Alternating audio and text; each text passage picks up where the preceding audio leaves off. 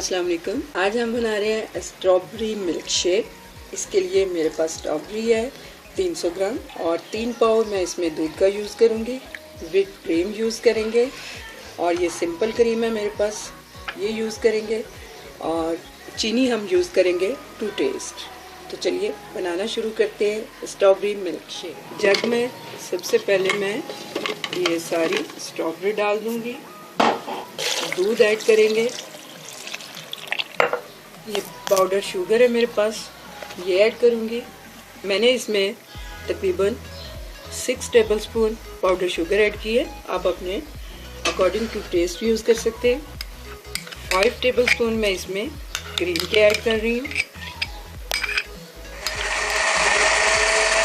लीजिए 1 से 1.5 मिनट मैंने इसे चलाया और ये हमारा मज़े का स्ट्रॉबेरी मिल्क शेक रेडी हो गया। तो चलिए अब हम इसे ग्लास में डालते हैं। अब हम इन्हें ग्लास में डालते हैं।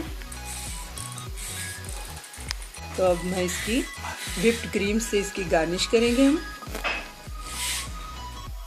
स्ट्रॉ लगाएंगे हम इस तरह। ये देखिए strawberry milkshake ready to serve है। उम्मीद है आपको मेरी रेसिपी पसंद आई होगी। मेरी रेसिपी को लाइक कीजिए, मेरे चैनल को सब्सक्राइब कीजिए। अल्लाह हाफिज़।